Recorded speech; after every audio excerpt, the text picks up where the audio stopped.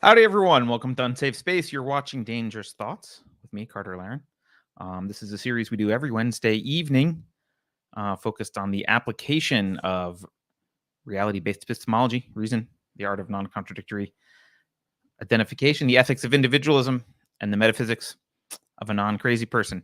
Look, the goal here is that you and I survive and thrive during the fall of Rome, maybe even help avert the fall of Rome, at least in our own communities. Today's show, we have a special guest, and we only have him for the first 45 minutes. So I'm going to skip over the part where I implore you to like and subscribe, and we're going to get right into the conversation while we have him. So let's talk to Mark Pellegrino. Mark is an actor and producer, probably best known for his work as Lucifer in Supernatural, and more recently, I've been watching him in American Rust. You may also recognize him from other hit shows such as Dexter, Lost, Being Human, and 13 Reasons Why, or from a number of films, including The Big Lebowski, National Treasure, and the number 23. But none of that captures why I like talking to Mark. He's also an objectivist and the co-founder of the American Capitalist Party, and one of the most consistently intelligent and articulate guests that we have on this channel. So, Mark, welcome back. Hey, thanks for having me. But I'm disguised, as you can see, in glasses and a toque, as they say in Canada. So if anybody recognizes me, I'll be very surprised. You've been in Paris. Do something Parisian. Say something French for us. I strike. Like what? Can you say that? I strike. I can't. I don't know how to say strike in French. What would you like me to say? See if I could say something. If you say something in English, see if I could say it in French. I doubt it, by the way. Okay. Waiter, there's a fly in my French onion soup. Let's see. I guess you would say, Serveur, il y a une mouche dans ma soupe de l'oignon. Oh, that's pretty good. I got that. I didn't know fly was mouche, but you know. Mouche. I'm probably saying my accent is American, so it's probably wasn't understood by any of the French folks out there watching. That's okay. I don't think we have many French people watching anyway. So, Mark, look, last time we had you on this channel, I think was November 19th of last year. And I looked up, it seems like it was not that long, but it was. And I looked up just kind of generally, I wrote down, what are some things that have happened in the world since we last spoke? I'm just going to read a quick list. Some of them more important than others. Jack Dorsey stepped down from Twitter, which is a big deal. And now Elon Musk, as we know, has purchased some shares and might become an activist investor. The Omicron variant happened. Novak Djokovic was kicked out of Australia. There was an attempted canceling of Joe Rogan and the Neil Young fiasco. There was the Freedom Convoy in Canada and Trudeau invoking the Emergencies Act and commandeering people's bank accounts. There was a don't say gay bill in Florida. And there was some guy named Putin invaded the Ukraine. And then Ketanji Brown Jackson was confirmed to the Supreme Court. Is there anything you think I'm missing out of that's happened? Well, I'm a little overwhelmed. That's a lot to have on our plate just as it is. So I don't think I want to add anything more. Well, that's right. I'm not going to make you talk about all of that. I am going to say, though, as a guy who cares about individual sovereignty, what's the most important thing that you want to talk about of those that's happened? Oh, Lord. It seems like pretty much every one of those to a degree affects our sovereignty, doesn't it? Well, why don't we just go from the first on the list on and see what we come up with? All right, well, let's talk about Twitter. Jack stepped down. And I guess we can't have a discussion about Twitter without having a discussion about Elon Musk. What do you think about Elon Musk? I have always been, historically, I've been a little bit sketchy about Elon Musk because of the number of government loans and kind of the way that, his business is based a lot on government loans. But I've started to like him more in the past several years. So my opinion of him has changed a little bit. But what do you think of Elon Musk? I think my opinion sort of mirrors yours exactly. I'm suspicious of anybody who gets their start as an entrepreneur through the good graces of the government. But I'm certainly liking that he's the lone voice in the wilderness of billionaires out there who seems to have his head on straight with respect to certain values that I think are imperative for the survival of America. And perhaps the fact that he now has the majority share, whatever it is he owns now in Twitter, and can somehow affect policy, maybe that will head off the political wolves on the right from attempting to use the excuse of bias in social media to actively censor social media and start to control social media. Now that a voice is on the team that represents to some degree their perspective. So I'm hoping this is a strike for liberty. I never thought that the Jack Dorsey's ill usage of the platform was a strike against liberty. It's him. Yeah, he's a sham and he's a liar for claiming it's an open platform. That's one thing, but he can do with his property what he wants. And if he wants to limit messaging to reflect his worldview, well, that's his business because it's his property. So liberty was never at risk with Jack Dorsey. Although, we could have a discussion about what it's like to, limiting information that people are getting, that they rely on to make choices. That's interesting. It's a different phenomenon, but Jack Dorsey can't stop us from doing things. And now that we have Elon Musk, I think it changes the moral argument a bit on the right. What do you think? Well, I am in the camp, obviously, of I don't think government regulation of Twitter. Like, I do think you can do what you want with your own company. Although when I look at Twitter, I think there's a moral argument to be made for fraud. Yes, because he has said he got his market position by telling everyone it was an open platform, and built his market position on that, and built a critical mass, which is the hardest thing to do. I mean, making a messaging service isn't hard. Getting critical mass is really hard. So he did the hard thing by lying about what it was, and then did a bait and switch afterwards. And I think you could make a case that there should be consequences for that behavior. That, like, you can't do that and then change your terms so dramatically. If you signed up for under a set of terms, those are your sets of terms. You've already done the work at this point and given them the activity and the eyeballs that they've monetized and used to build their critical mass. So I don't think he should be regulated, but I do think there's a case to be made for fraud. I do too, but now how often are these terms and conditions changing, and how often do we not read them and say, I agree to these new and ever-changing terms and conditions, so that technically it's not fraud because, well, it's all there in writing. We just don't read it because we'd rather get straight to the benefits of Twitter. So this is actually another interesting question to me, because you never have to read them, though. If they send them to you and say we're updating, but there's no actual confirmation that you read and agreed to them.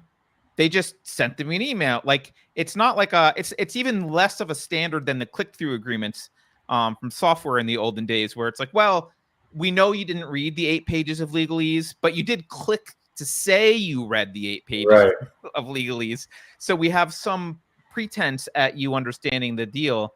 I don't think you even get that with Twitter, because you never had your account suspended and said, sorry, you haven't accepted the new terms of service. You got to read them and click on this button to continue. That was never really a thing. Well, so that's interesting, and I wish the right were making that argument as opposed to the argument that that folks like Ted Cruz should be, regulating the content of social media. Yeah, I mean, that's just such a dumb thing. I mean, it's also just going to bite them in the ass, because the moment that, what bureaucracy do you know of that has grown into a right-wing regulatory agency that favors right-wing political opinion? Like, that's never been a thing, at least in America. Even if it starts from the right, for sure. Right. Yeah. Yeah. It always will. It'll always become leftist. So that's on Twitter. So I am curious about. I'm actually been curious about Jack Dorsey, because he's friends with Elon Musk, and Elon seems to be implying that Jack's decisions about running Twitter were honest mistakes and pressure from other people about what to do rather than an intentional effort to control the narrative. I don't know that I believe that, because I've seen Dorsey on Joe Rogan talk about stuff and he seemed like he's a pretty slimy liar. But Mhm. that's Even so, those two ideas are sort of paradoxical to me. I made a mistake in being pressured by people are sort of different. Making an true. error in judgment and then or giving in to uh, someone's ideology because you're afraid of the blowback. Well, that's very different. Those are very different things. One's a compromise, one's a mistake, and so that doesn't fly to me either. I think he's just a liar and a pinhead in a lot of ways. And hey, I thank God for his platform, because it gives me a certain voice. I know I get limited on it because I don't have the politically correct ideology, but I still get a voice that I wouldn't ordinarily have without him. Yeah. And Elon. Okay, so let's go over some Elon stuff then, because Elon made his money on PayPal.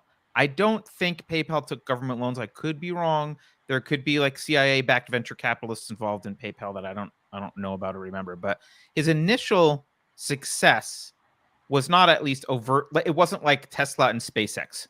Right. It was PayPal. Now, granted, that's heavily regulated, and there was probably a lot of dirt going on there as well. But it was after that he went and did that. And I think he's also seems to be, over the past several years, getting in fights with the government in a way that you kind of wouldn't expect from an Oren Boyle type, which is kind of how I categorized him a little bit for a while. But he's been, criticizing the SEC, getting in trouble, yelling at them, saying government has monopoly on violence, and that's the only thing that that's all they got, basically, which is true, but most people won't say. So he seems somewhere between a Hank Reardon and a Howard Rourke at the moment. He does a little bit, yeah. And he's definitely been posting memes to get himself in trouble and saying things that people, that upset people. So that's nice. And just so you know, I think so. What he purchased 9.2% of the company, and he signed just to get maybe not everyone's up to speed on this. So he purchased 9.2% of the company. After he purchased it, he started tweeting about like, "Hey, Twitter is a platform for free speech. What do you think?" No one knew that he owned 9.2% at that point because it wasn't released. But he started this tweet thing asking about the algorithm and free speech and the impact to democracy. And he signed an agreement with the CEO of Twitter that he would join the board. And when he joined the board, he would agree to never own more than like 14.9% of the company.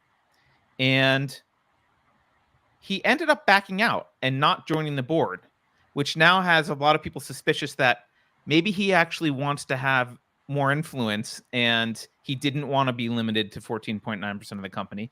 And, when I think about Elon Musk, he's not the kind of guy who wastes his time, and he's not the kind of guy who does incremental improvements, right? I mean, SpaceX, the mission of SpaceX is colonize Mars. That's not a small mission, right? He's not like make rockets 10% better than they are yesterday. Like, he thinks big. So I have to think, if he's going to spend billions of dollars on Twitter and get involved, maybe he's got a huge, huge shift that he wants to make.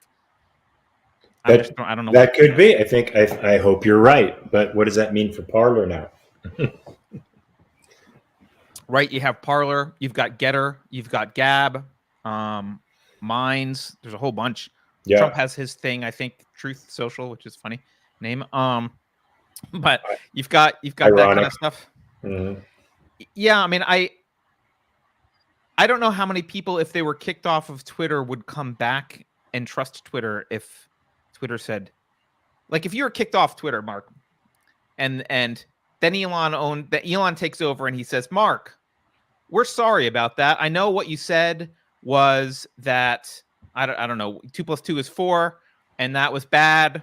But I'm in charge now. It's all good. Please come back to the platform. Well, And that you had that already would made a home somewhere else. that wouldn't encourage me if he said, "I know what you said was 2 + 2 is bad, and that 2 + 2 is 4, and that was bad." No, if you said, "Look, we're under new management, and the previous management had it all wrong. We understand that what you said was actually right, and irrespective of whether it was right or not, we think this is a free speech platform where you can be wrong if you choose. Come back." I'd be like, "Sure, I'll give you another shot." Okay, so you would come back if they didn't Sure. phrase it in the crappy way that I phrased it. Okay. Yeah. All right. Well, we'll see. We'll see. We'll see with Twitter. Okay. What was next on my list? Omicron variant and Novak Djokovic. It's kind of old news now. I don't know if there's a lot to talk about, but do you have any thoughts on Omicron and Novak?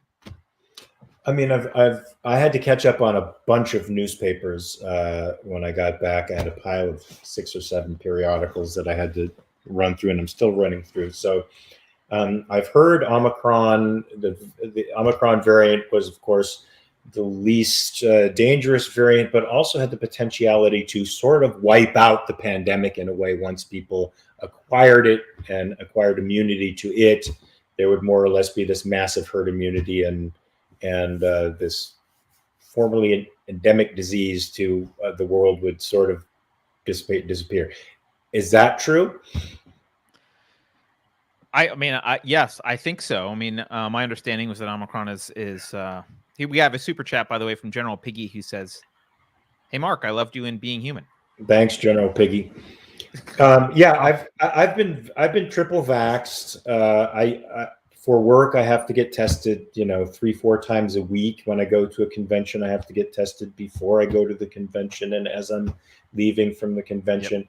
But I've dispensed with my mask and I've dispensed with social distancing, not without cost, by the way. I mean, over 2 years of inciting fear, even if you don't believe all the panic that you're hearing in the media, it has an emotional effect on you. And I'm suffering from PTSD a little bit, to be honest with you. So going out into the world without my mask, not outside, but say in stores, which I do, and in restaurants, which I do, and at conventions, which I do, there's a small piece of me that still has a little bit of fear, even though I've resigned myself to the fact that despite my vaccination status, I'm probably going to get this thing, and I should just live with that as opposed to fearing it and trying to avoid it.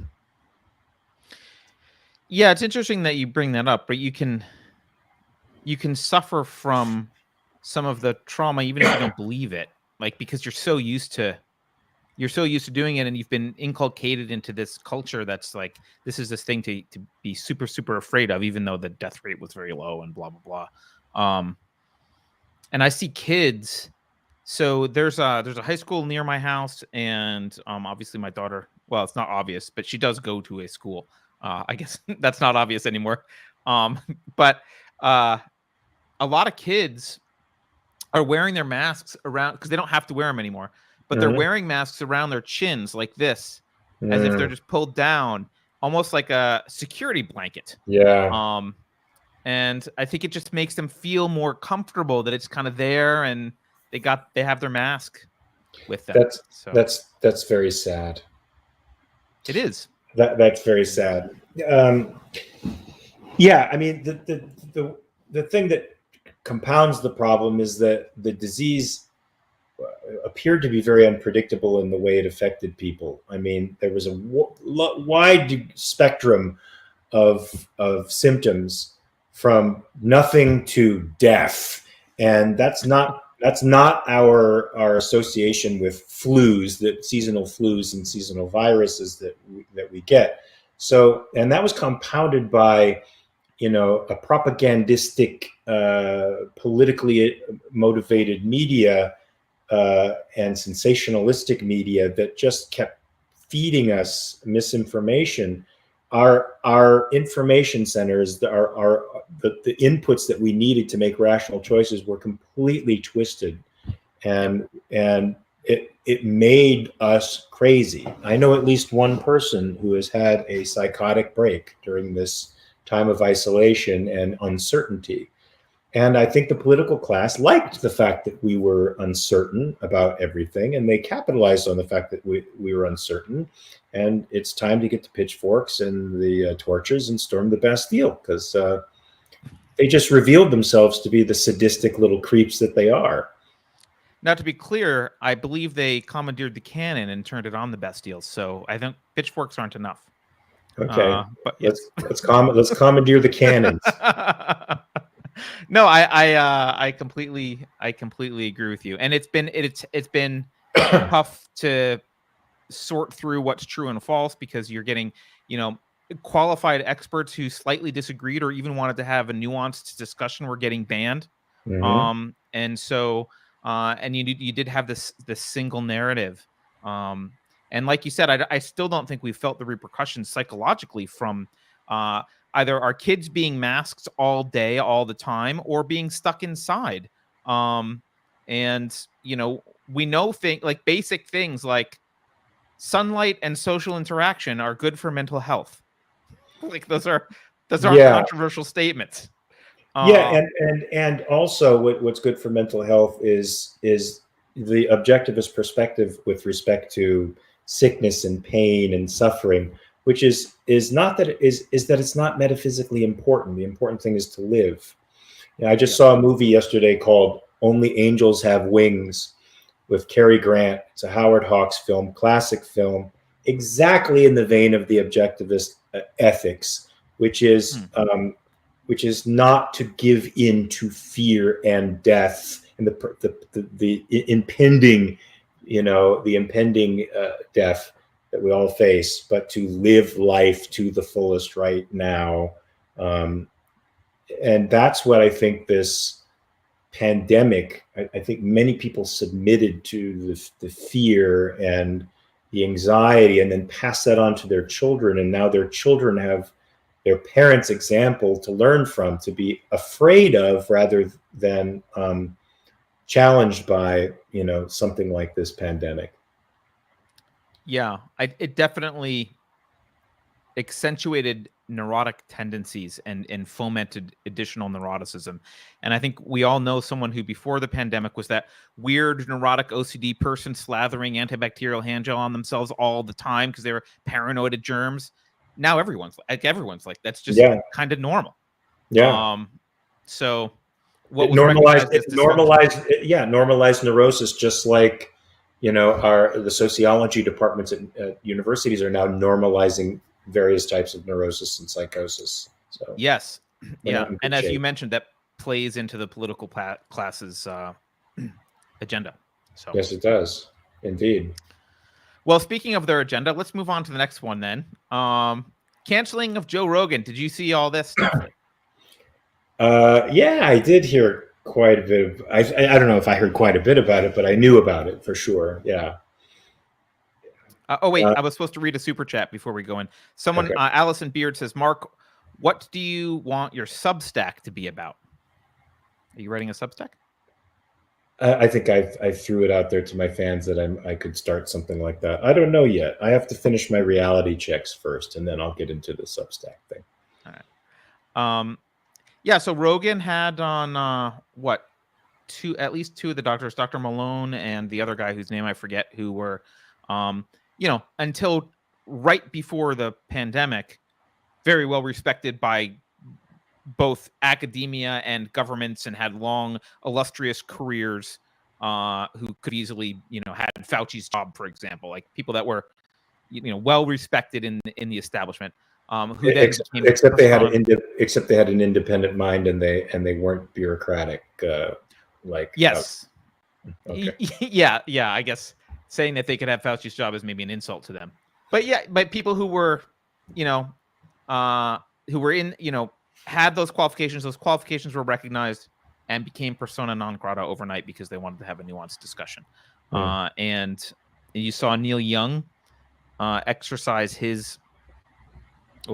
to exercise his influence by leaving Spotify. You saw Spotify employees complain. But now that I think about it, I don't think anything ever happened. Like, there was a lot of this hullabaloo, but he's still there and no one cares and life moves on, I think. That's good. Yeah, and I think it moves on more quickly when the people who are the object of this kind of emotional terrorism don't give in. They don't give in. They look past it, and people see it for what it is: emotional terrorism. It's empty.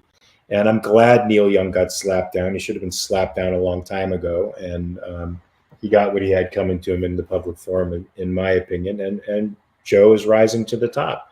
I think it shows also people are more interested in what Joe has to offer, which is an open form of discussion. He's a genuinely curious guy who brings on various points of view. He doesn't necessarily, I don't think he agrees with lots of people that come on his show, but he gives them a forum for 3 hours to talk about it. And that's how a rational society works. That's how we keep free. That's how we keep our sovereignty and our independence and our individualities, is by keeping these forums open so that we can hear all sides of an idea and make our own choices with respect to what's right and wrong. So very happy. Yeah. Yeah, no, I think that one worked out well. I'm glad I like when cancel mobs fail. So yes, me too. Ellie has a question, which I'm going to just throw to you because I assume it's for you. Who are the voices of reason you see as leading us out of the darkness right now? Besides you and me? Yeah, these two. I mean, I think there's a lot of good things happening out of ARI, the Ayn Rand Institute, and people affiliated with ARI and the Objectivist Academic Center, which is a postgraduate course in communication and philosophy that is intended to produce people who can communicate ideas well in the world in these kinds of forums. So I would say Yaron Brook is probably one of the, I'd say, greatest and most underrated voices out there with respect to philosophical takes on current events, moral and philosophical takes on capitalism. He fights the zeitgeist, I think, better than most people do. And you know, there's a video program that comes out of ARI called The New Ideal, which is a little bit deeper. It's not as user friendly as somebody like Yaron Brook, because it's got Onkar Ghate and Ilan Journo and Aaron Smith, who are all really good thinkers, but they go into great depth about the current events of the day, and I think if they can get some play, they're quite interesting and could be influential. And I think Ayn Rand Center UK and Rosie Ginsburg are doing so much to create objectivist content out there on a daily, hourly basis. I mean, the amount of content that's being put out on that show is pretty great. You know, I'm biased, but I think that objectivism is the thing that holds the key to turning everything around. I don't know if you know this guy, and I don't think he's part of ARI, but I really like him. Do you know Stephen Hicks? Yeah, I like Stephen Hicks. I mean, I learned about postmodernism from Stephen Hicks. That's one of the things I really love about him is, and I've had him on this show before, but he's got such a great command philosophically get us here and I think he can help unravel some of the mess that, you know, people get confused about, you know, what is this that they're saying? Where does it come from? How did we go wrong? And I think he's a voice that I also, you know, in addition to the people you're talking about, he's a voice that I also listen to. I think is pretty great at communicating complex ideas like this and really talking about, he can step in the ring with postmodernists experts today and quote postmodernism back to them and explain why it sucks and what's wrong with it. That's true, but the postmodernists I hear talking, what's that guy's name, for crying out loud? Oh, you're thinking of the same guy I am, probably. Yes. He's from Columbia University. He's a postmodernist. The guy sounds like a sophomore in high school. I'm sorry, he's a professor of philosophy at Columbia University, but he's a goon. He's an articulate goon in some respects, but I mean, postmodernism is self-detonating. If a guy like Stéphane Molyneux can beat him up in a debate, who can't? I didn't see that debate. I didn't see that one. I mean, to me, the good points that Stefan made before he was canceled for racism, by the way, Yes. which Yes. probably wasn't really, which wasn't far off with respect to that guy. He seemed like he was certainly adopting some kind of strange racialized I don't know. I ideas. always liked him, and I never heard him adopt anything. But he also had a lot of content, so I don't Well, know. he had that, the bottom of the bell curve kind of way of looking at the world, and I fundamentally disagree with that kind of stuff. But maybe I've read stuff by Thomas Sowell about IQ that he didn't, so he just didn't have the right information. So I was uncomfortable with a lot of the stuff that he ended up saying, but he did have some very good programs too. His history of slavery, he did it. He did a long presentation on the history of slavery, about 2.5 hours, I think. That was superb. And when he exposed, idiots like Thaddeus, he's not an idiot. He's a professor of philosophy, so he knows a great deal more about it than I do. But he certainly did a fairly good job against him. But it was more like he was mirroring Rand than being his own man. And Stephen Hicks is in the arena. I get the idea that he's his own man in there. Yeah, I mean, again, I didn't see Molyneux debate Thaddeus, but you're like you said. I mean, I did watch Stephen Hicks debate Thaddeus, and he self-detonated on stage, right? He all Stephen had to do. So, I mean, he could quote postmodernism back to him and make arguments, and he was doing that as well. But also, Thaddeus would just, he would make statements like, "Well, I'm not saying anything I'm saying is true." Yeah. Like, all right. Well, then I'm going to go home. Why we don't have to listen to you, Thaddeus? Right. Yeah. So the irony is always lost on those guys. Yeah, and they say it with a straight face, and they say, "Well, I'm using the truth because you like the idea of truth." I'm like, "Yeah, well, I mean, if you don't, then we don't have to have a conversation. Like, that's okay. Like, go do your thing." It's still sort of axiomatic and presumed that he's fighting for that. He is, they claim to be against meta narratives and they claim to be against truth because it's some sort of meta narrative. But they're saying this. They're claiming meta narratives and truths by the denial of them. It's that Yes. Affirmation by denial thing that he can't escape. And you'd think as a philosopher he'd know what that meant.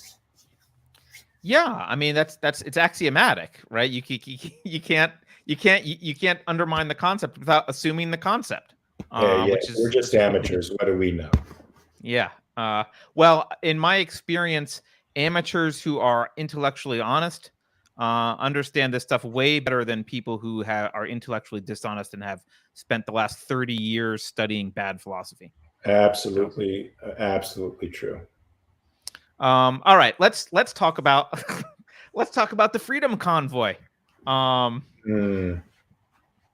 and Trudeau's invocation of the Emergencies Act. I will just say from the outside, this is what I saw in the objectivist community on the Freedom Convoy. I saw a stance I disagreed with, which was people saying, they shouldn't protest, they shouldn't do all this, they're scum. Then I saw Leonard Peikoff get interviewed and say the opposite. I loved his interview. He said great stuff. And then I saw backpedaling. What did you see from all this? Yeah, there were definitely a variety of opinions in the objectivist community about it. I can tell you my personal opinion. My personal opinion is this. Of course, you have a right to protest against your government. That is a fundamental right. Your grievances need to be redressed by the government, or it's not a legitimate government. Do you have the right to block roads? Do you have the right to prevent other people from going where they need to go? No. Provided this protest wasn't doing it, provided it was centered in the capital, which is, I think, utterly appropriate. And given the fact that this government has no real protections of property and no real Bill of Rights protecting speech or making it sacrosanct, and these kinds of protests are a lot more legitimate in my eyes, provided they're not getting in anybody else's way. And when I heard that they were doing things that were disturbing the private sector, that sort of bothered me a little bit, because this is something that the left does all the time, and in their civil disobedience, they drag the entire community into it, and they keep you from doing what you want to do. And I was hoping these guys wouldn't do that. So to the extent that they didn't do that, to the extent that they just protested these egregious lockdowns, I agree with them. If they kept anybody else from doing what they needed to do, I don't think that's appropriate. But I think Trudeau's response, of course, was the response of an authoritarian cunt. I think he's one of the most despicable human beings that walks the earth at the moment. He's part of the parasitic political class. He's an elitist, and it's disgusting that we've seen a government now use the precedent of seizing people's bank accounts without due process, simply because of their position against the government. This makes me leery about the future, because I know central banks, I know this from my own financial planners, are planning on digital currency. And digital currency means I don't have property anymore. I don't have control over my life anymore. And social demerits could be used against me to seize my digital property, which isn't mine. And I don't like that this presages the possibility of very deep government controls in our personal life, and will inhibit the rational impulse to protest against bad laws. Yeah. I mean, I'm right there with you. And part of me looked at what happened in Canada and thought, is it too late? I mean, he basically was able to commandeer bank accounts and and the banks didn't even push back. They basically said, hey, you can steal money now, and we're not going to ask any questions, provided you kind of do it reasonably. So I don't know what reasonably means, but yeah, like, go right ahead. And you see Biden, taking the idea of crypto, which, regardless of what you think about it, the idea is this decentralized thing outside of the control of government. It's private money in some sense. Whether or not it's valuable, again, is a matter of opinion. People have, there's, Bitcoin maximalists on one hand and Peter Schiff on the other, and everyone in between, I think. But it was meant to be a decentralized, uncontrollable, private thing that governments had no control over. And now what you're seeing is the government use the hype about crypto to say, well, we're going to come out with our own central bank digital currency. It's going to have all the bells and whistles that you want on crypto, as if what we care about is convenience. That's clearly anyone, no one who's using Bitcoin primarily cares about convenience. Let's be honest. So they're going to release this, and it's going to be exactly what you said. You don't actually hold anything.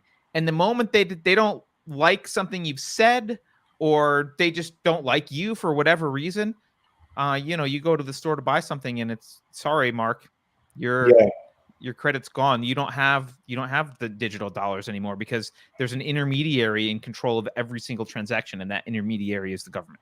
And that intermediary has decided that you don't have the social credit to be able to purchase things anymore. Who's the cat who's the head of the World Economic Forum?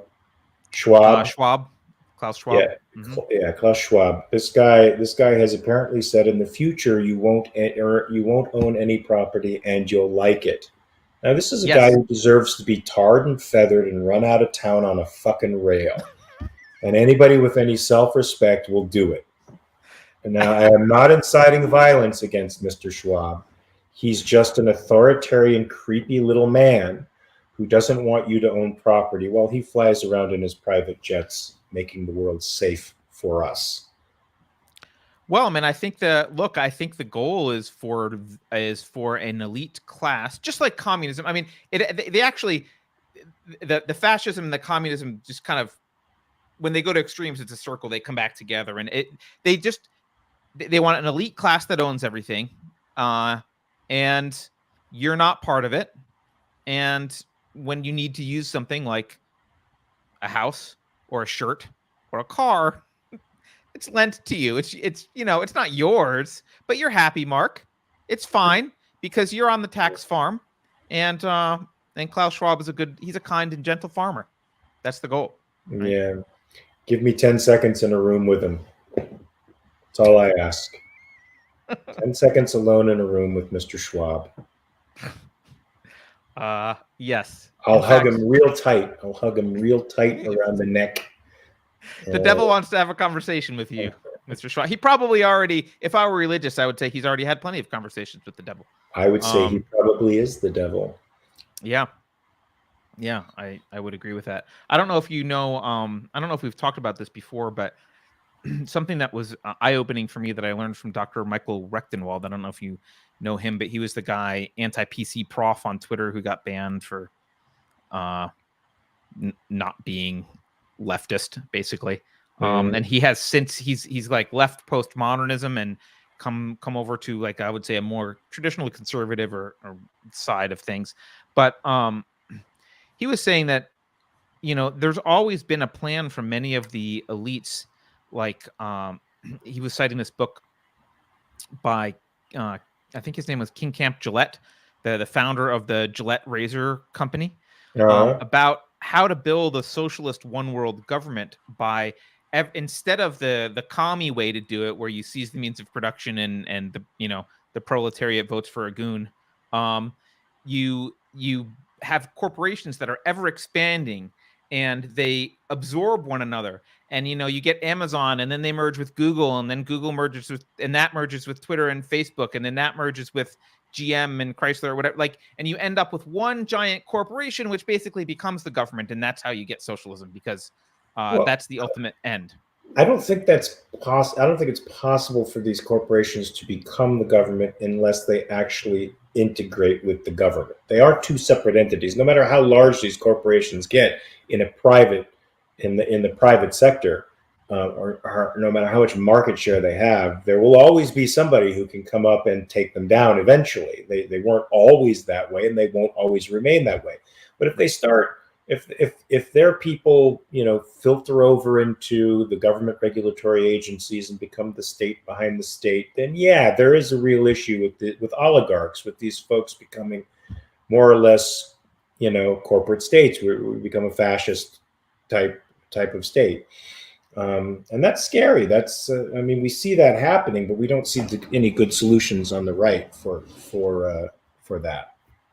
Yeah, I think that was his plan, by the way, to the regulatory capture, go through that hole and start getting in bed with government. But you're right, and the right, something that I don't think has changed since I've been a kid watching the right. They've been philosophically bankrupt my entire life. They basically have, most of their arguments have amounted to, whoa, not so fast, which is like not really very principled. Yeah, I mean, I certainly think that's isn't that the William F. Buckley thing, that we stand astride history and say stop, or something to that effect. But there were plenty of conservatives that I was exposed to when I was right after becoming an objectivist, who I don't think were just about stopping leftist trends or slowing down leftist trends and then adapting more slowly to these things, or simply holding on to tradition because they're traditions. There were folks out there that the Thomas Sowells and Walter Williams of the world, that irrespective of whatever their social positions were saying things that I thought were probably the most intelligent things out there when I was growing up. You know, even Charles Krauthammer, at the time that I was growing up, his editorials were sort of like manna from heaven to me. They were eminently rational and centered, and I couldn't find that same diagnostic capacity on the left. Yeah, you know, yeah, to see to take the temperature of the world and see what's going on. Lots of folks on the right I saw doing it well, and almost nobody on the left. That's a good point, and I do really love Sowell and Williams both. I think, you know, they I mean, excellent writers, and I think Williams has passed now, but Sowell's still around and writing, and I guess it's they never seems to have a lot of clout within the Republican Party, or the, like, they seem to be popular, but I never it didn't ever seem like there was a lot of candidates who would pick up their language and mean it. Which just shows me that the American people are smarter than the overlords and the elitists who tend to rule them. Yeah, you're right. Did they have clout in academia? Not really. Nobody good has clout in academia anymore, and they were largely ignored by the left-wing press because they're too damn smart and contradict all of their cliche narratives. Right.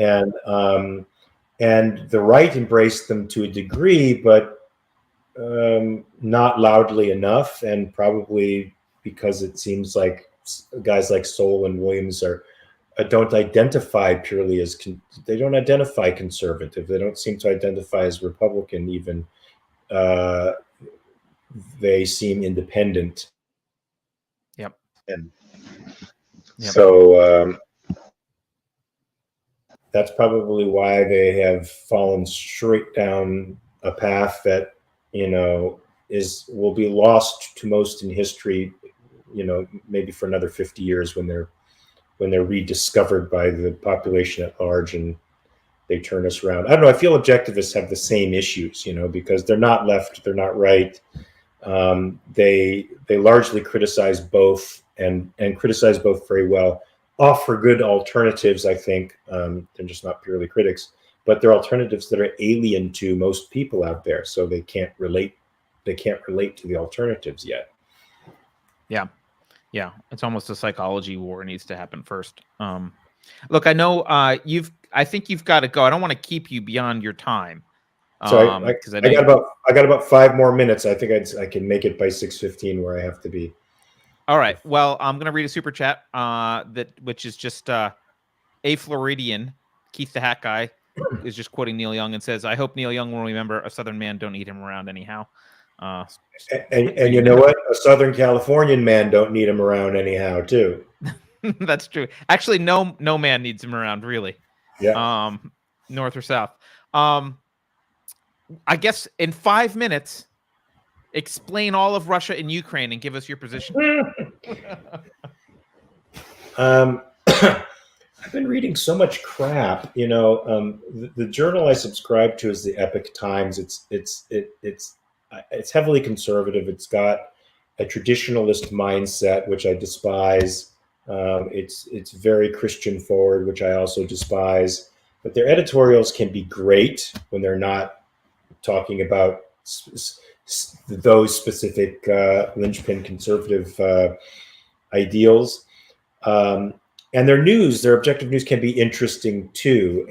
And some of the news stories that the way in which they've covered this story they're trying to place a lot of the blame for the invasion of Ukraine by Putin on the previous administration, not Trump, sorry, the administration before him, Obama.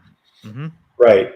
His engineering of a coup, his meddling in the politics, even George Bush before meddling in the politics of Ukraine and not using it as the buffer state that it is, but using it as leverage against Russia, and that all of this political activity sent signals to Russia for a great many years that it was under threat. And so these conservatives believe that it was sort of our bad policy and exploitation of Ukraine under primarily Obama that pressed Putin to act the way he did. What do you think about something like that? Well, man, I knew little about this when it started, but I've read quite a lot, and I've explored quite a lot now. And I would say I would just start my story by saying, there can be two bad guys, right? This does not have to be a battle between good and evil. This can be a battle between evil and evil. And with people, sadly, both Ukrainian, more so Ukrainian, but also to some extent Russian citizens stuck suffering what people are doing to each other. So I think there's a lot of truth to the provocation of Russia, but that doesn't excuse invasion. And I think one of the things that's most difficult is just like the COVID pandemic, we are being disallowed information that counters the narrative, and that should scare everyone. I mean, YouTube, if you're interested, there's a really interesting documentary from Oliver Stone, of all people, called Ukraine on Fire, and it was prior to this whole thing, but it was after the 2014 revolution, which is kind of the second color revolution in Ukraine. And it's really interesting. You know, I'm sure he's biased. He's got his thing, whatever, you know, everyone does. And I would never say an Oliver Stone movie is the best place to get all your information. But it's perspective. And the fact that YouTube deleted it is an interesting choice, right? Because now, you know, we're told, oh, this is Russian propaganda. That's Russian propaganda. You can't do this and you can't say that. And yeah, I'm sure a bunch of stuff is Russian propaganda. But also there's propaganda from the other side, and it becomes very difficult to understand what's true. And I think just as an American citizen, I don't want to send money against my will. I wouldn't send our troops there. I don't think that it's our war. I don't see how it's in our interest. I don't see how they're an imminent threat to us. Like, say all the bad things you want. If someone really feels compelled to pick up a rifle and go, Ukraine is taking volunteers, so feel free. You want to go help defend the Ukrainian people, that's fine, but don't do it in my name with my resources. Yeah, I certainly think that, you know, if the government is going to send aid to the country, it should be a pool that they organize that people could send their money to privately, so that those who don't support the notion of war in general, or this particular war, shouldn't have to be taxed to have to support it. I think that's very immoral. That said, Putin's a dirty little scumbag, and I don't think any country that does not respect the sovereignty of the individual can honestly claim sovereignty in its own right. And as far as I'm concerned, he has no moral right to do anything except leave the earth plane. Anything else he does is fodder for violent retaliation, as far as I'm concerned. Yeah, although unfortunately, I think to a large extent that applies to many people on the other side as well. So that's yes, we have a very mixed bag here. Ukraine isn't clean; it's very corrupt and dirty in its own way. But we'll have to discuss that at another time, because I have to get going for my appointment. But it's been great. It's always great talking to you. I could talk to you for hours. Well, let's do it again, because I love talking to you as well. And someday I'm going to ask you about your political party and see if we can do anything with it. Run some candidates, do something. Yes, I've actually just been taking control of the Capitalist Party again, and trying to restart those engines. I definitely would like to talk to you about how we can approach putting this party on the ballot where it belongs. Yep. Well, thanks again, buddy. I'll let you go. Remind people where they can follow you or find you. You can find me at Mark R. Pellegrino on Twitter, and Mark Ross Pelly, P-E-L-L-E, on Instagram. If you like dog pictures, that's primarily what I put on Instagram. But if you want to talk, you know, real stuff, the hard stuff, I don't shy away from any conversation on Twitter. It's probably a suicidal perspective to have, but so be it. We're in strange times, and strange times require strange actions. So I will argue with anybody on Twitter. Challenge me. I dare you. All right. Excellent. Excellent. Well, thanks, man. Have a good one. Peace. Thank you. Later. All righty. I always love talking to Mark. We could end the show, but I'm going to do one small story. Just because I find it fascinating. And if you want to stick around for the small story, everyone, please do. All right. Alice Beard says he will argue with anyone on Twitter. This is true. I'll bet. He's got to be careful. That can distract you. But he is. I was not blowing smoke at the beginning. Mark is one of the most intelligent and articulate people that we have on this channel ever, and I really enjoy talking to him. Even sometimes when I don't agree with him, I don't always agree with him about everything, but man, what a smart guy. Okay, I just want to play a little video for you guys and talk about it a little bit. You might have seen this floating around, but if you haven't, I think it's worth seeing.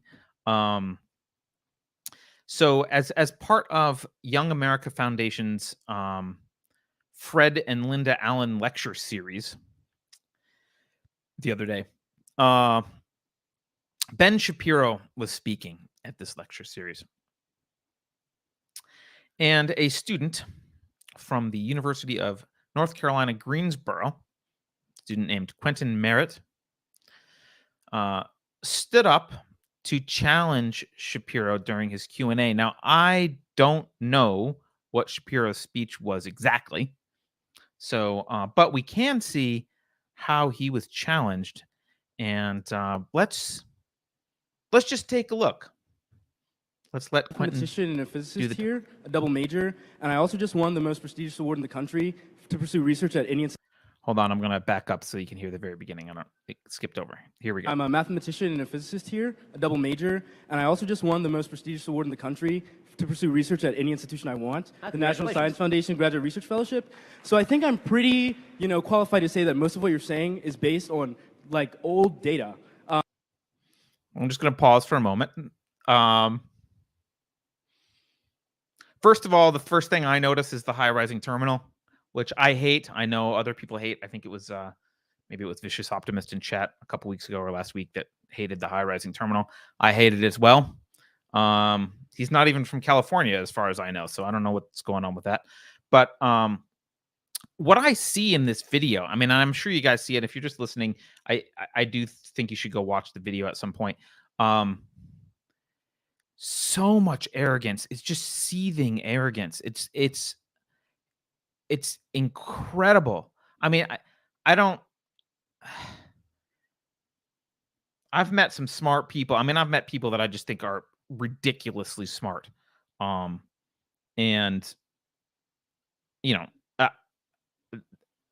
and some of whom know it and are maybe a little bit arrogant. Not like this guy. I mean, what delusions of grandeur this guy has. Look how condescending and arrogant he is. Anyway, he says, I just want to point something out. He says he's a mathematician and a physicist. That is false. That is a lie. He lied. He is not a mathematician and physicist, at least not in the way he means it. He is wanting to be a mathematician and a physicist. You have to go get your degrees, your dual major, whoop-de-doo. You have to get your degrees and then go practice. I have a degree in electrical engineering. I don't run around saying I'm an electrical engineer. I guess I could, but I haven't practiced electrical engineering in a long time. I went around saying I was a cryptographer for a while because I was, and I practiced cryptography. But you don't get to say, like, I'm taking I kind of paused for a while, but I've been taking a class in nuclear physics from MIT for fun. I don't get to run around saying, like, I'm a nuclear physicist because I'm studying it. No, you're not a mathematician and a physicist. You're a college kid with 2 majors. Good for you. Maybe someday you will be, but you're not. So look, the other thing is he brags about this award from National Science Foundation. And I don't know, maybe this, well, you'll laugh when I say this once you watch the rest of the video, but maybe he's super smart. Maybe he's super smart and deserves the award. Maybe. Could be. However, just throwing this out, it might also be that the Diversity, Equity, and Inclusion Department had something to say about his getting an award. Yes, I'm going to say that. Because whether that's happening with this guy or not, it does happen. And this is a result of that. When you give people awards they don't deserve, they start to, they often preen around with a false sense of superiority, or they just feel really bad about themselves. But regardless, it doesn't help their psychology. And it makes them look ridiculous. He's preening around with this reward, and he looks absolutely ridiculous right at the start. Right at the start, he looks absolutely ridiculous. Again, I don't know. Maybe he's super smart and deserves the award, so we can assume that that's true. But I have my doubts. All right. So his claim is that everything Shapiro just said, everything you said is based on old data. That's a sweeping, interesting claim. And he's a mathematician and physicist, apparently. So that's why he can make that claim. It's all based on old data. Now, he doesn't cite new data, really. This is just a claim. But let's hear the next part of this. But my question to you, I and so I want you all to like realize last that. month, but sure. So Shapiro just said, it's hard to hear, but Shapiro just said something about the thing that he just cited was like a study that he just cited was like from last month. So it's showing that like, well, one of the things I said is not old data. Like, for example, gender identity disorder, that's the DSM-4, bro. We use the DSM-5 now for psychologists to be able to. So he ignores Shapiro's point that, well, one of the studies was from a month ago. And he says, well, and he just goes into example. For example, gender identity disorder is from DSM-4, bro. I'm like super just condescending and disrespectful. And says we use the DSM-5 now, bro. To which Shapiro correctly responds, I literally cited the DSM-5 in the speech, and it's called gender dysphoria, which is the term that I use. So he says, I literally cited the DSM-5 in the speech and said gender dysphoria. Now, Shapiro, just so you guys know, not that everyone's supposed to be familiar with the DSMs, in DSM-4, it was gender identity disorder. In the DSM-5, as Shapiro said, he is correct. It was changed to gender dysphoria. It's no longer necessarily considered a disorder, but it is still part of the DSM-5 and is a diagnosis of some kind. So Shapiro rightly starts to say, well, he says, I literally cited the DSM-5. Let's see how the mathematician and physicist responds. I'm going to back up for a little bit because he started responding while Shapiro was speaking. So I want to catch that. Here we go. In the speech, and it's called gender dysphoria, which is the term that I use throughout the speech, not gender identity disorder. You sound like a bozo, bro. And you get no. Okay, so Mr. Smart Dude here, who's a mathematician and physicist. By the way, this guy's going to run, like, this generation's going to be running the country. I'm not sure I'm going to be opposed to just injecting heroin when that starts happening. This guy starts by mocking him.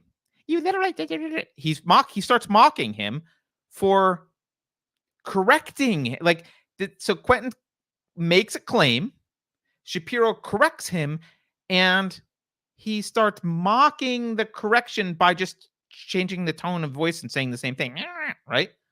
And then he says, you sound like a bozo, bro. So we've like, boom, immediate descent into ad hominem. This guy, by the way, has said nothing. He's made zero argument, just to be clear. By the way, he thinks he destroyed Shapiro, and a lot of the leftists are like, yeah, he destroyed Shapiro. Zero argument has happened here, at least so far. We've been watching zero. He said it's old data. Shapiro said it's not. Ad hominem. That's the response. But the ad hominem gets worse. I can't believe I'm going to cover your ears. If there's kids, yeah. All right. Like a bozo, bro. And you get no pussy, and you can't even make your wife wet, bro. So what's good? In case you missed this.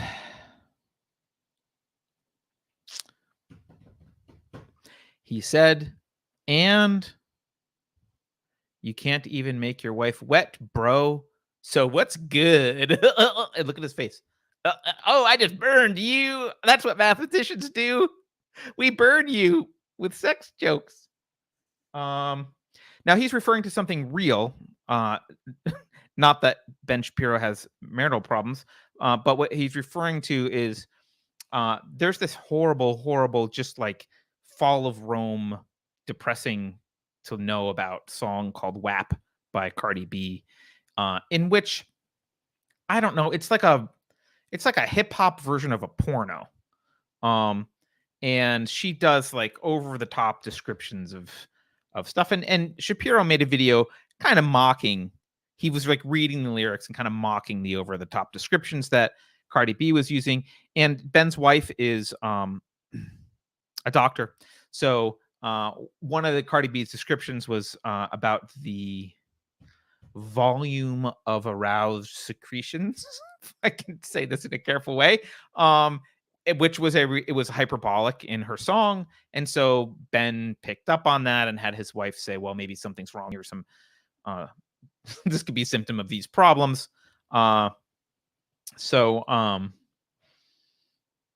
think Ben got mocked for that a little bit online, but he's just making fun of Cardi B correctly. He was making fun of her song. But this guy first stands up to say, look how credentialed I am.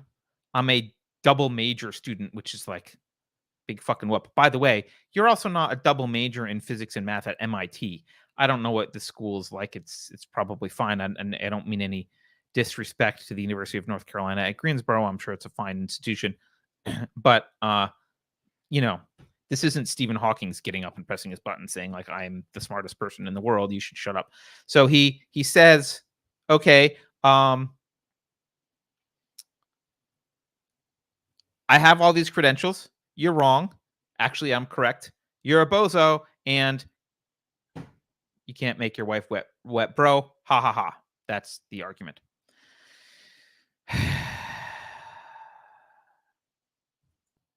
Okay, here we go.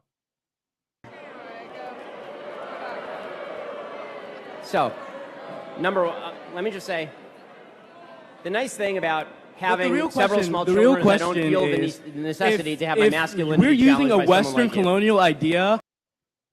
Okay, just so you know how Ben Shapiro responds, which is, fine. He says, well, the nice thing about having kids is I don't have to challenge, like, my masculinity isn't really in question. So he kind of brushes it off with that. And this guy speaks over him and starts to talk about Western colonial idea of gender. Let's listen. Having several small children, I don't feel the necessity to have my masculinity. We're using a by Western like colonial idea of gender, then why should it apply? If we're using, because the gender binary is a Western colonialist framework of gender. You're right. Men and women don't exist in any other culture. No.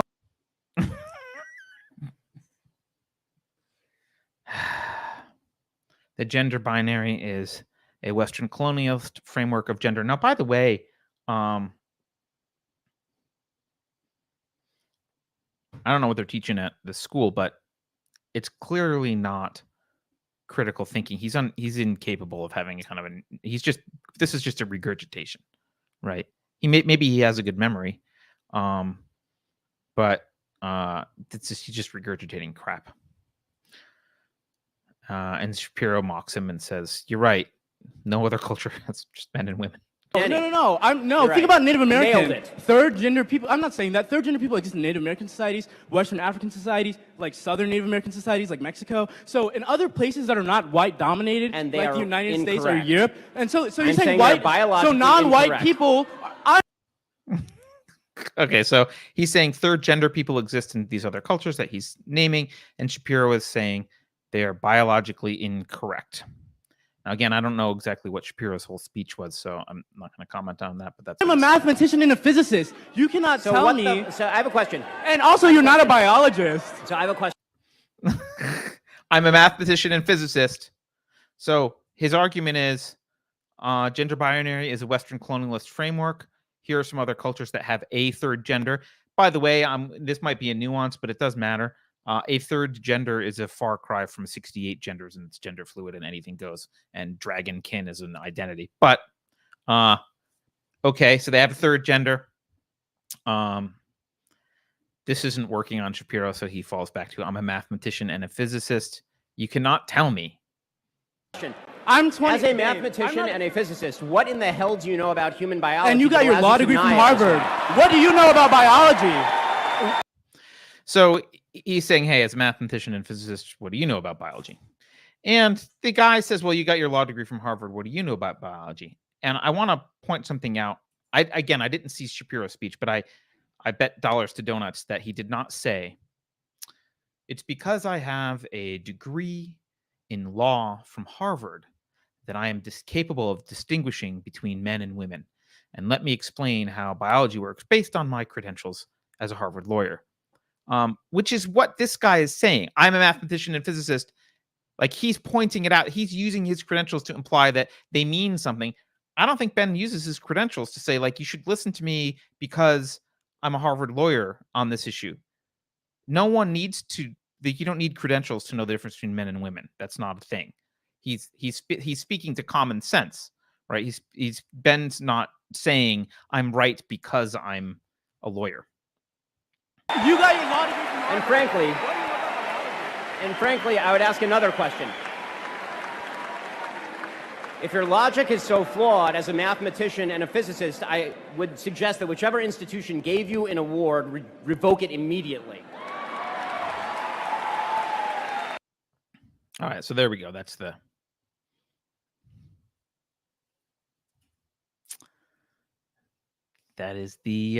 video that's going around. I'm going to use this opportunity. I'm going to use this opportunity to talk about, just to make a distinction here that maybe some of you will disagree with. You. Maybe I'll sound too close to, I don't know, maybe I'll sound too close to transgender craziness, but I want to make a distinction here. And the distinction I want to make is gender versus sex. They're talking about gender. Shapiro said something about biological sex or biology, which is about sex. And I want to look at this from a rational, non-dogmatic approach. First, let's talk about this.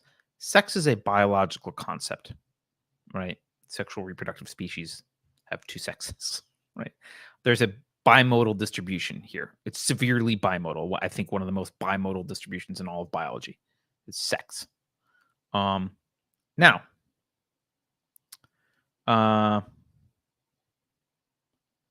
that said, anomalies do exist, right? Just like people with 6 fingers exist.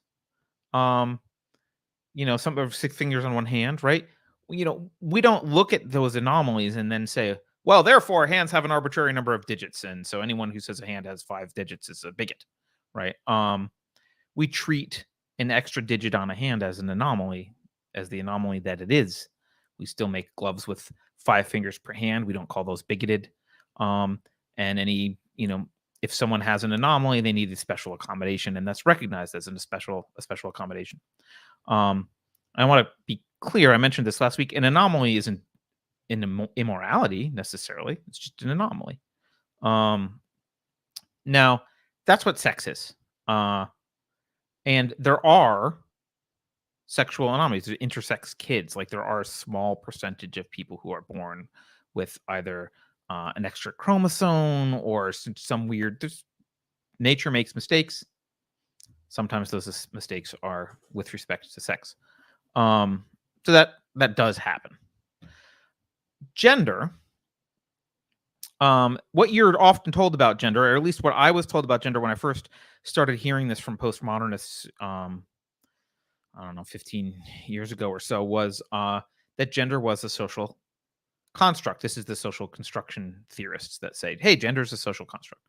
And when you first hear it, it feels like it's kind of true, because we do recognize that there's a distinction between gender and biological sex, because sometimes we'll say certain traits are masculine traits and other traits are feminine traits, and they can actually cross over in a way that the overlap's not perfect, right? We could say, well, David Bowie has effeminate qualities, right? And no one says like, oh my God, that's, a weird non-biological thing to say.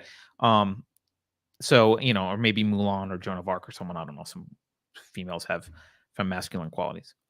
But the mistake here is saying it's socially constructed implies an arbitrariness to gender that is not true. It implies that we could all just agree on something completely different tomorrow, and then gender would mean something completely else. And that's not correct.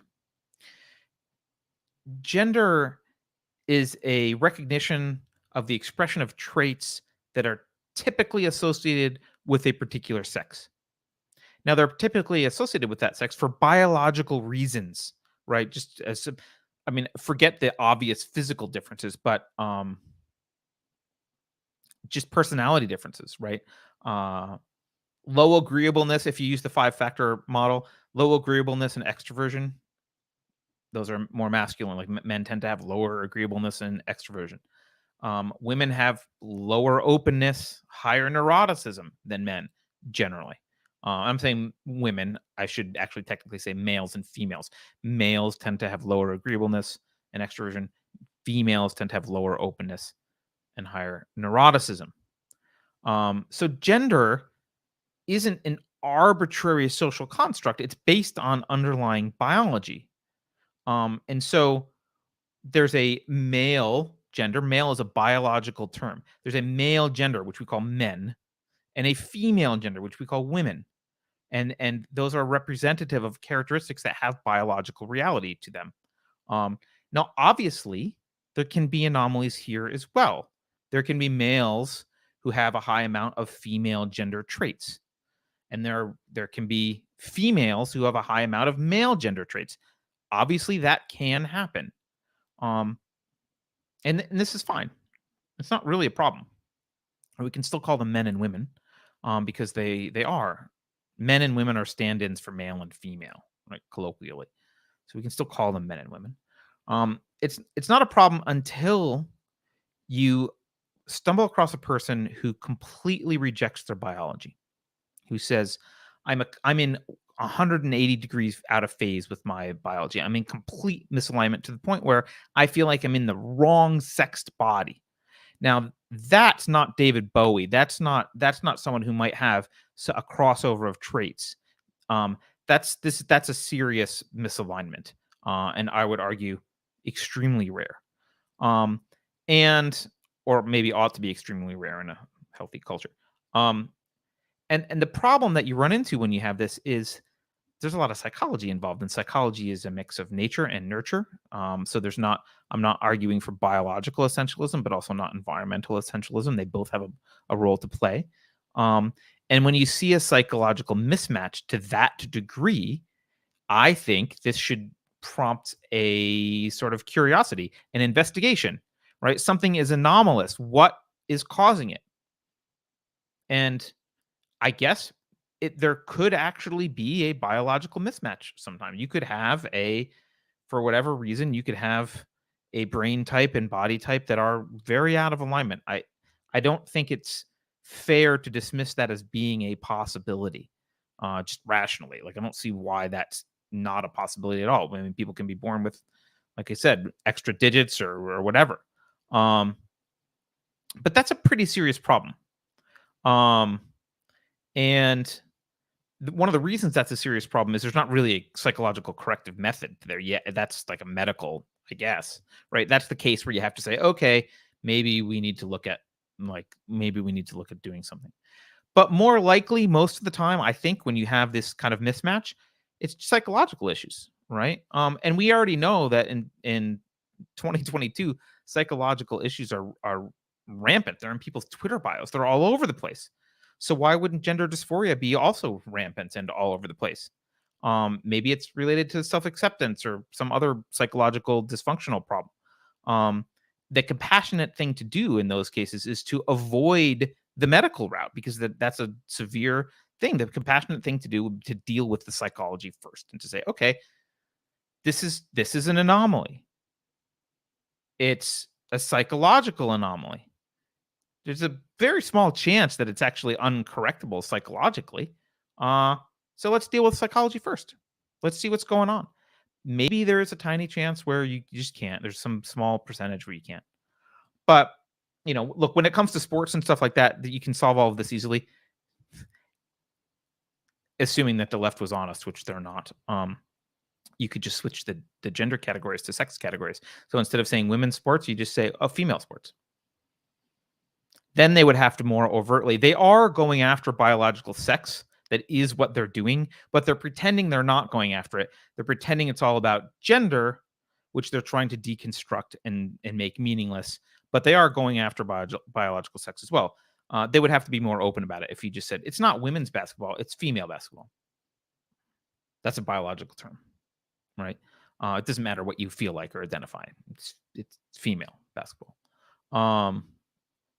So I don't think there's a need for new pronouns here.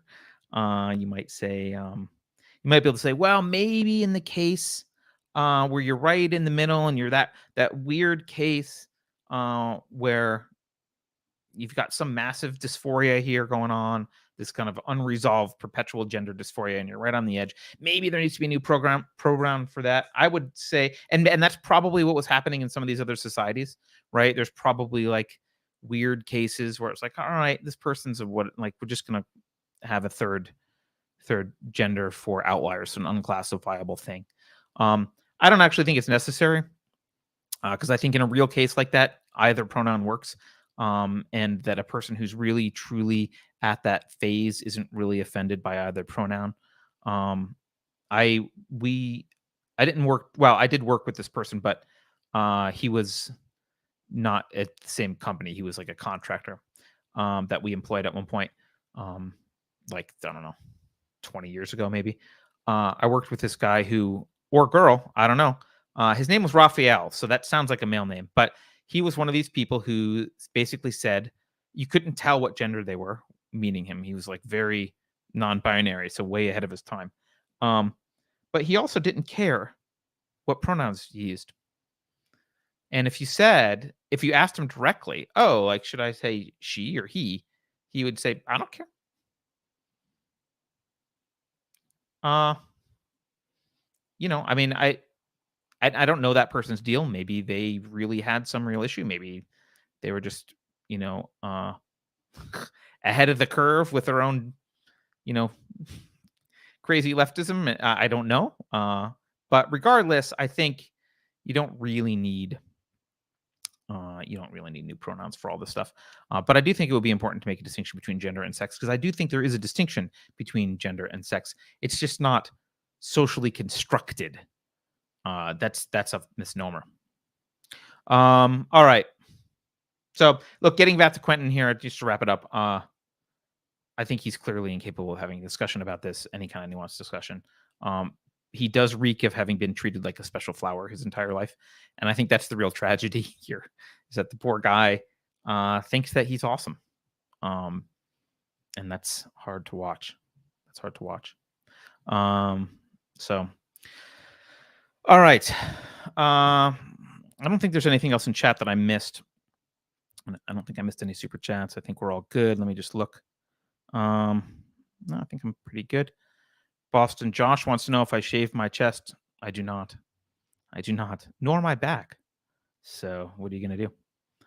Yeah, Dawn McD says, nature didn't suddenly make 40% of teenage girls non-binary. Right. And that's the evidence that, like, this is not one of those weird anomalies that I'm talking about with intersex kids or stuff going on. This is some psychological problem that's happening. Yeah. All right. By the way, if you're new to Unsafe Space, welcome. In addition to this show, Dangerous Thoughts, we have a lot of different series. There's a brand new one, which was on today for the first time, which I loved, called Rebel Civics with Keith the Hat Guy, who I saw in chat earlier. I don't know if he's still here. But it's an educational series focused on the principles of society and government. Sometimes he's going to do like deep dives into, Magna Carta or Declaration of Independence, and sometimes he'll apply it to modern news, something that's happening now. And the first one was about the right to secede. It's an excellent episode. It was today, so if you missed it, go check it out. We also have 451 with Alex Maselli, which is a series about censorship. Great Reset with Comics Division, which is free for everyone to watch except for Klaus Schwab. Narrative Dissonance is a show we do on Mondays at 11 a.m. where we bring in reporters, journalists from outside the mainstream and talk about the news. And then on Fridays, we have Token Minority Report hosted by our very own producer, Beverly. So check it out. I think that's the next one we've got, is the Friday show. Before you go, please think of someone you haven't shared Unsafe Space with and share it with them now. You can do it secretly. That's okay. Make sure you're subscribed. We're on YouTube, Odyssey, Rumble, Utreon. And finally, don't forget to head over to unsafespace.com. All of our stuff's there. No censorship. Get rid of your fiat currency if you want. You can join our Discord server, get your name in the credits. Thank you to those of you who already support the show. Enormous thanks to you. We really do need it to keep the lights on, to keep it going. So, or to actually make my pockets bleed less, I guess. but thank you so much, everyone. We will see you on Friday for Token Minority Report. As a reminder, I always love suggestions for shows, suggestions for topics, for Dangerous Thoughts. I mentioned Stephen Hicks. We are going to bring him back, hopefully in May.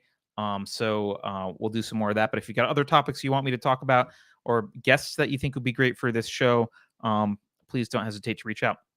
Thanks, everyone. Have a good night.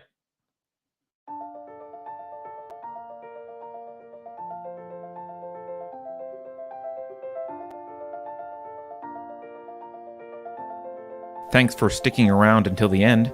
If you're new to Unsafe Space, check out our deep content library that includes discussions with everyone from James Lindsay to Brett Weinstein.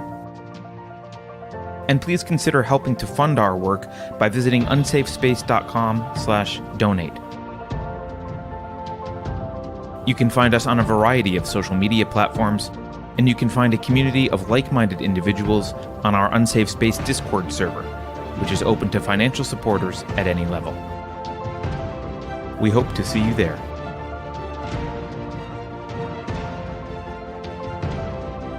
Warning. This is an unsafe space. Dangerous ideas have been detected. The content of this production may corrupt previous psychological programming. If you encounter any of the following individuals, please administer government-issued neurotoxin immediately. I'm not sure what the neurotoxin will do because I am not a biologist.